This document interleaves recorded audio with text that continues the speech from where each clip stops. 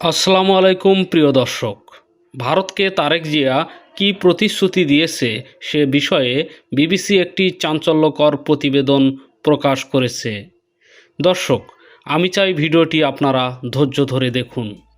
প্রথমত, সেভেন সিস্টারের কোনো স্বাধীনতাকামী গোষ্ঠীকে তারেক রহমানের সরকার বাংলাদেশে স্থান দেবে না এবং নিয়মিত এই সংক্রান্ত গোয়েন্দা তথ্য শেয়ার করবে। অর্থাৎ বাংলাদেশের ইন্টেলিজেন্স এজেন্সিগুলোতে ভারতের অ্যাক্সেস অক্ষত থাকবে। ভারতের দালাল গোয়েন্দাদের সরানো যাবে না। সেকেন্ড পয়েন্ট হলো, বিএনপি ক্ষমতায় আসার 3 বছরের মাঝে আওয়ামী লীগের উপর থেকে নিষেধাজ্ঞা তুলে নেবে, মানে গণহত্যাকারী লীগকে ফিরিয়ে আনবে। এর আলটিমেট মিনিং হলো তারেক রহমান ও বিএনপিকে ইন্ডিয়া বিন্দুমাত্র বিশ্বাস করে না। আওয়ামী লীগই তাদের একমাত্র অপশন। থার্ড পয়েন্ট আরও ভয়ঙ্কর। এখানে ভারত দাবি করছে ইসলামপন্থী রাজনৈতিক দল, গোষ্ঠী, মহল, ব্যক্তিদেরকে ঠিক সেইভাবে ট্রিট করতে হবে যেভাবে হাসিনা করেছে। মানে 90% মুসলিমের এই দেশে মুসলমানরাই থাকবে সংখ্যালঘু। প্রশাসন থাকবে দিল্লির অনুগত হিন্দু এবং মুসলিম নামধারী দুর্নীতিগ্রস্ত চরিত্রহীন লুটেরাদের হাতে। এই দাবিগুলো মানলে বিনিময়ে তারেক রহমানের উপর ভারতের সমর্থন অব্যাহত থাকবে এবং তারেকের উপর ভারত কোনো হুমকি তৈরি করবে না। আরও বেশ কিছু গোপন চুক্তি তারেক রহমান ভারতের সাথে সম্পন্ন করেছে। বিবিসির প্রতিবেদনে সেগুলো উঠে এসেছে। বিস্তারিত জানতে ভিডিওটি কন্টিনিউ করুন। একটা খবর বিবিসিতে, সেটা হচ্ছে যে তারেক রহমানের প্রতি যে উষ্ণতা, যে দরদ, এটা দেখাতে কেন ভারতের এক যুগেরও বেশি লেগে গেল। শুভজ্যোতি ঘোষ এই রিপোর্টটি লিখেছেন। তো তিনি লিখেছেন যে বাংলাদেশে যেই দলই জিতুক না কেন সবার আগে শুভেচ্ছা জানায় ভারত, এবং মনমোহন সিং বা নরেন্দ্র মোদী ক্ষমতায় যেই থাকুক না কেন তার কোনো ব্যতিক্রম হয়নি। এবং 13ই ফেব্রুয়ারি সকাল 9টার দিকে সবার আগে নরেন্দ্র মোদী তিনি টুইট করেছেন, তিনি তারেক রহমানকে শুভেচ্ছা জানিয়েছেন এবং তিনি ফোন করে কথা বলেছেন এবং বলেছেন যে তারেক রহমান, এই ভোটই প্রমাণ করে যে আপনার প্রতি বাংলাদেশের জনগণের আস্থা আছে এবং আমরা সম্পর্ক উন্নয়নে একসঙ্গে কাজ করব। 12 তারিখে ভোট, 13 তারিখে নরেন্দ্র মোদী ঠিক 9টায় তিনি তার এক্স হ্যান্ডেল, আগে যে টুইটার, সেখানে তিনি ইংলিশে অভিনন্দন জানিয়ে লিখলেন। তার 1 ঘন্টা পরে তিনি সেই ইংলিশ পোস্টটা বাংলায় লিখলেন যাতে বাংলাদেশের সব মানুষ বুঝতে পারে। এবং তারপরে মোদী সরাসরি ফোন করলেন তারেক রহমানকে। তাহলে বুঝাই গেল যে ভারত তারেক রহমানকে খুব পজিটিভলি নিয়েছে। যেই তারেক রহমানকে ভারত পছন্দই করত না এবং তারেক রহমান বিভিন্ন সময় তার প্রতিনিধি পাঠিয়ে যোগাযোগের চেষ্টা করলেও ভারত সৌজন্যমূলক সাড়াটাও পর্যন্ত দেয়নি, সেই ভারত এখন তারেক রহমানকে অভিনন্দন জানায় এবং এটাকেই কূটনীতিবিদরা বলছেন ডিপ্লোম্যাটিক ইউটার্ন। এবং ভারতীয় যে বিশেষজ্ঞরা, তারা এটা এক বাক্যে মেনে নিচ্ছেন যে আসলে বর্তমানে যে বাস্তবতা, যেখানে আওয়ামী লীগ অংশগ্রহণ করতে পারেনি, আওয়ামী লীগ পালিয়ে গিয়েছে এবং জামাত ইসলামের শক্তি বৃদ্ধি পেয়েছে, সেই হিসাবে মধ্যপন্থী বিএনপি হচ্ছে ভারতের জন্য বেস্ট চয়েস। এবং ভারত মনে মনে চেয়েও ছিল যে বিএনপি ক্ষমতায় আসুক। এবং তারেক রহমানকে ফোন করা ছাড়া নরেন্দ্র মোদীর কি আর কোনো অপশন ছিল না। তো দেখুন, এখানে কিন্তু একটা কঠিন বিষয়।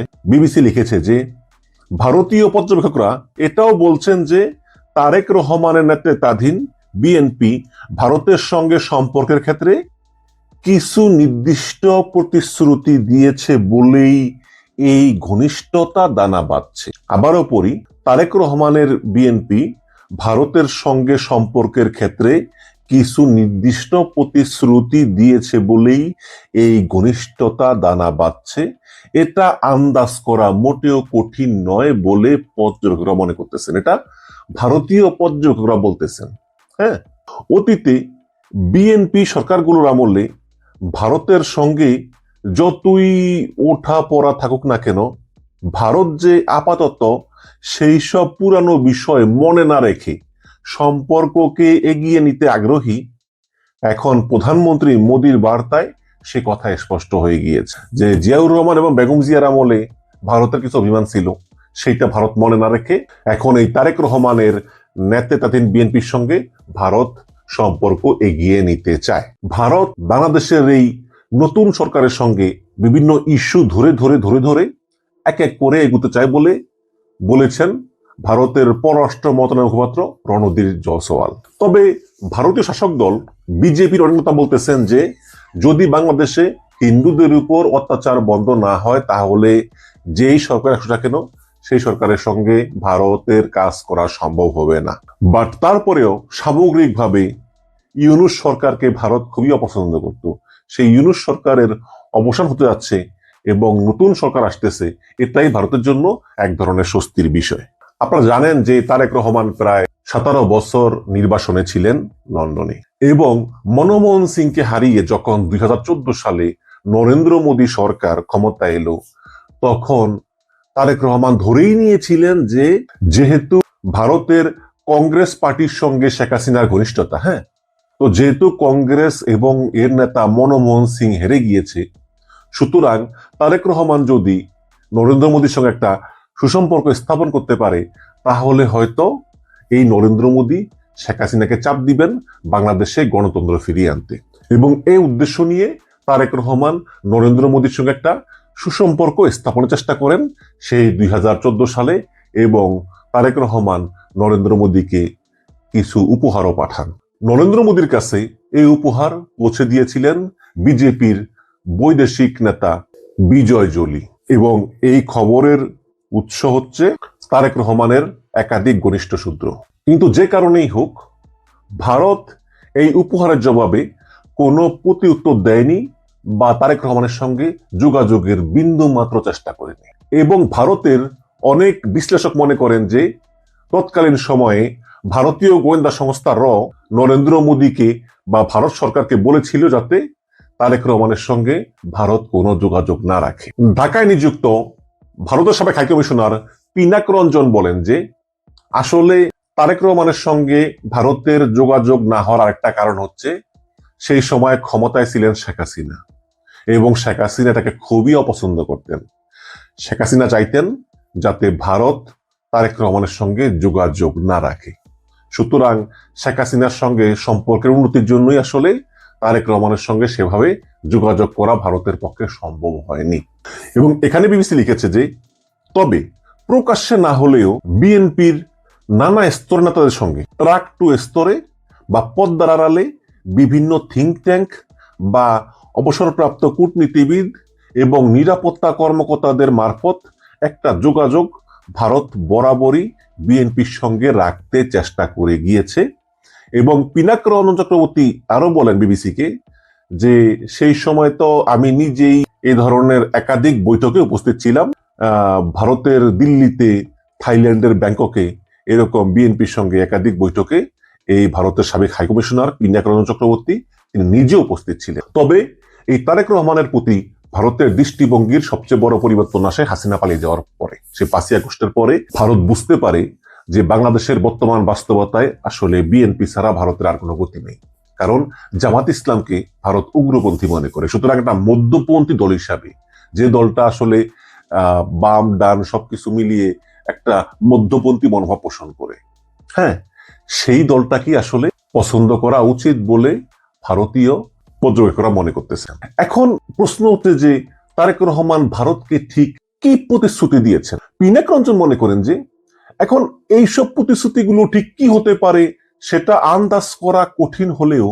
বিএনপিও আপাতত তাদের পুরানো ভারত বিরোধিতার রাজনীতিকে আঁকড়ে থাকবে না বলেই দিল্লির অনেক বিশ্লেষকরা মনে করতেছে। আগে যেমন বেগম জিয়ার আমলে বাঙালি জাতীয়তাবাদ এবং ভারত বিরোধী একটা আওয়াজ তুলে তারা ভোট টানত, মনে করা হতো যে আওয়ামী লীগ মানেই ভারতের পক্ষে, বিএনপি মানেই ভারত বিরোধী।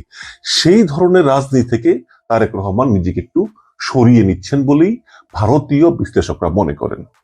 এবং বিবিসি লিখে যে 2008 সালের সেপ্টেম্বরে বাংলাদেশে তখনকার সেনা সমর্থিত তত্ত্বাবধায়ক সরকার যখন রাজনীতি ছাড়ার মুচলেকা লিখিয়ে নিয়ে তারেক রহমানকে লন্ডন যেতে বাধ্য করে, তখন সে সময় ঢাকায় ভারতের হাইকমিশনার ছিলেন পিনাক রঞ্জন চক্রবর্তী। তিনি বিবিসিকে বলেন যে সে সময়ের কথা আমার পরিষ্কার মনে আছে এবং 2001 থেকে 2006 বিএনপি আমলের সেই তারেকের বিরুদ্ধে অভিযোগের যে পাহাড় ছিল তাতে কোনো সন্দেহ নেই। কিন্তু এখন 17 বছরেরও বেশি সময় যুক্তরাজ্যে কাটানোর পর তারেক রহমান কতটা পাল্টে গেছেন, তার মানসিকতায় কতটা পরিবর্তন এসেছে, এটা বলা খুবই মুশকিল। কিন্তু আমরা এই ধারণা করতেই পারি যে নরেন্দ্র মোদী যেভাবে এখন তার প্রতি ওপেন আউটরিচ করছে এবং মোদী তাকে চিঠি লিখছেন, শুভেচ্ছা জানাচ্ছেন বা ফোন করছেন, তাতে অবশ্যই ভারত তারেক রহমানের কাছ থেকে নির্দিষ্ট কিছু বিষয়ে প্রতিশ্রুতি পেয়েছে। এটা মনে করেন পিনাক রঞ্জন চক্রবর্তী, তিনি বিবিসিকে বলছেন। সবার আগে বাংলাদেশ বলে থাকলেও তারেক রহমান দেশে ফেরার পর থেকে এই পর্যন্ত তার কথায়, তার বক্তৃতায়, তার সাক্ষাৎকারে কোথাও তিনি ভারতের বিরুদ্ধে কোনো কথা বলেননি এবং এটাকেও ভারত ইতিবাচক হিসাবে কিন্তু দেখতেছে। এবং শুধু তাই না, হবু প্রধানমন্ত্রী তারেক রহমানের উপরই যে বাংলাদেশের মানুষের আস্থা, এই কথা টুইটারে লিখতে বিন্দু মাত্র সময় নেননি প্রধানমন্ত্রী নরেন্দ্র মোদী। খুব তড়িঘড়ি করে তিনি লিখে দিয়েছেন। এখন দেখুন, দিল্লির থিঙ্ক ট্যাঙ্ক মনোহর পারিক্কর IDSA এর সিনিয়র ফেলো স্মৃতি পট্টনায়ক বলেন যে শেখ হাসিনাকে বাংলাদেশের কাছে ফেরত চাওয়ার দাবি নিয়েও পরবর্তী বিএনপি সরকার খুব বেশি জোরাজুরি করবে না বলেই তার বিশ্বাস। অথচ মোহাম্মদ ইউনূস বারে বারে শেখ হাসিনাকে ফেরত চেয়ে এটাকে খুব বড় ইস্যু করার চেষ্টা করেছিল। তারেক রহমানের সরকার বা বিএনপি সরকার বা বিরোধীরা মানে জামাতে ইসলাম এখনো হয়তো মুখে মুখে সেই দাবি জানাবেন, কিন্তু তার জন্য ভারতের সঙ্গে অন্য কোনো আলোচনা থমকে থাকবে এমনটা হওয়ার সম্ভাবনা নেই বলেন ডক্টর পট্টনায়ক। এবং তিনি আরো বলেন যে গত প্রায় 1.5 বছর ধরে বাংলাদেশে অনেক সংখ্যালঘু নির্যাতন হয়েছে। ভারত বারে বারে তাদের উদ্বেগের বিষয় জানিয়েছে এবং ভারত বলেছে যে সংখ্যালঘু নির্যাতন বাংলাদেশে বন্ধ করা উচিত, কিন্তু ইউনূস সরকার বারে বারে এই সংখ্যালঘু নির্যাতনের বিষয়টা প্রোপাগান্ডা বলে উড়িয়ে দিয়েছেন। ইউনূস সরকার বলেছেন যে সংখ্যালঘু নির্যাতনের যেই অভিযোগ ভারত তুলতেছে এর 99%ই ভুয়া। আসলে এই সংখ্যালঘু নির্যাতনগুলো আসলে শুধু সংখ্যালঘু বলে না, এগুলি জমি জমা বা বিভিন্ন অন্য কারণে হয়। বাট সংখ্যালঘু নির্যাতন যে হয় না তা না, খুবই কম। ভারত যা বলতেছে তার মানে 99%ই মিথ্যা। এইভাবে ইউনূস সরকার প্রতিবারই ভারত সরকারের এই অভিযোগ ডিনাই করে এসেছিলেন। এখন তারেক রহমান সরকারের আমলে বাংলাদেশ সংখ্যালঘুদের অবস্থার কতটুকু উন্নতি হয়, কতটুকু নিরাপত্তা পায়, সেটাই এখন দেখার বিষয় বলে মনে করেন ভারতীয় বিশ্লেষকরা। তবে পশ্চিমবঙ্গের বিজেপির মুখপাত্র দেবজিৎ সরকার মনে করেন যে বাংলাদেশে যেই ক্ষমতায় আসুক, আওয়ামী লীগ, বিএনপি, জাতীয় পার্টি যেই ক্ষমতায় আসুক না কেন বা জামাত ইসলাম, বাংলাদেশে হিন্দুদের উপর অত্যাচার কখনো বন্ধ হবে না। এটা মনে করেন পশ্চিমবঙ্গ বিজেপির মুখপাত্র দেবজিৎ সরকার। এবং তিনি আরো বলেন যে ময়মনসিংহে দীপু দাস নামে একজন হিন্দু যুবককে মেরে পুড়িয়ে শেষ করে দিয়েছে ওপেন রাস্তার উপরে, এবং কিশোররা মোবাইলে ভিডিও ধারণ করছে, ফেসবুকে ছাড়ছে। তো এইসব বিষয়টা তো আসলে দুঃখজনক এবং নতুন সরকার আসলেও আসলে এর খুব একটা পরিবর্তন হবে বলে তিনি মনে করেন না। যেহেতু ভারতের রাজ্য পশ্চিমবঙ্গে বিধানসভা নির্বাচন যেহেতু আসন্ন, তাই ভারতীয় কোনো কোনো পর্যবেক্ষক মনে করেন যে এই পশ্চিমবঙ্গ রাজ্যে বিধানসভা নির্বাচন শেষ না হওয়া পর্যন্ত এই নরেন্দ্র মোদী এবং বিজেপি বাংলাদেশে হিন্দু নির্যাতনের ইস্যুটাকে তারা জিয়ে জিয়ে রাখবে ভোট বেশি পাওয়ার জন্য। তবে বিজেপির পশ্চিমবঙ্গ শাখা বাংলাদেশের নতুন শাসকদের নিয়ে যতই উদাসীনতা দেখাক, দিল্লিতে তাদের সরকার কিন্তু রীতিমতো উচ্ছ্বাসের সঙ্গেই দেশে নতুন প্রধানমন্ত্রী তারেক রহমানকে বরণ করে নিচ্ছে, এতে কোনো সন্দেহ নেই। তো এখানে এই যে বিবিসি যেই আলোচনাটা করলো, হ্যাঁ, এখানে সবচেয়ে বড় পয়েন্টই হচ্ছে যে তারেক রহমান দেশে ফেরার আগেই ভারতকে কিছু নির্দিষ্ট প্রতিশ্রুতি দিয়েছেন বলে মনে করেন বাংলাদেশে নিযুক্ত ভারতের সাবেক হাইকমিশনার পিনাক রঞ্জন চক্রবর্তী। কি প্রতিশ্রুতি দিয়েছেন সেটা স্পষ্ট না, বাট দিয়েছেন বলে তিনি মনে করেন। এবং তিনি আরো বলেন যে তারেক রহমান নির্বাসনে যাওয়ার পর থেকে কিন্তু ভারতের সঙ্গে যোগাযোগের একটা চেষ্টা করেছিলেন, কিন্তু ভারত ছাড়া দেননি শেখ হাসিনার ভয়ে, যদি শেখ হাসিনা রাগ করে জানলে। এবং ভারতীয় গোয়েন্দা সংস্থা তখন নরেন্দ্র মোদীকে পরামর্শ দিয়েছিল যে তারেক রহমানের সঙ্গে কোনো যোগাযোগ রাখবেন না। তারপরেও আড়ালে আবডালে বিভিন্ন জায়গায় বিভিন্ন যে থিঙ্ক ট্যাঙ্ক বসে না আলোচনা, গোল টেবিল বা বিভিন্ন জায়গায় জায়গায় অনানুষ্ঠানিক ভাবে আসলে সেকেন্ড লেয়ারে বিভিন্ন বৈঠক হয়েছিল। হয়তো বাবের খসরু মাহমুদ চৌধুরীরা বিভিন্ন ভাবে চেষ্টা করেছিলেন ভারতের সঙ্গে সম্পর্ক উন্নয়নের জন্য, কিন্তু শেখ হাসিনা পালিয়ে যাওয়ার পর আসলে ভারতের আর কোনো উপায় ছিল না তারেক রহমানের সঙ্গে যোগাযোগ না করার। এবং বলাই বাহুল্য যে বর্তমানে এই বিএনপি ক্ষমতার সাথেই ভারত খুশি হয়েছে এবং যোগাযোগ করার চেষ্টা করতেছে, সম্পর্ক উন্নয়ন করার চেষ্টা করতেছে, এবং এটা কতটুকু উন্নয়ন হয় সেটাই এখন দেখার বিষয়। এবং 2001 থেকে 2006 সাল পর্যন্ত যে বিএনপি জামাত জোট ক্ষমতায় ছিল, সেই সময়ের তারেক রহমানের প্রতি ভারতের দৃষ্টিভঙ্গি কিন্তু মোটেও ভালো ছিল না। কিন্তু 17 বছর পর এই তারেক রহমানের মন মানসিকতা কতটুকু পরিবর্তন হয়েছে সেটার উপরেই ভারত এখন তীক্ষ্ণ নজর রাখতেছে। এবং তারেক রহমানকে ওয়েলকাম জানালেও ভারত যে খুব সতর্কতার সঙ্গেই তারেক রহমানের সঙ্গে সম্পর্ক এগিয়ে নিতে চায়, এতে কোনো সন্দেহ নেই।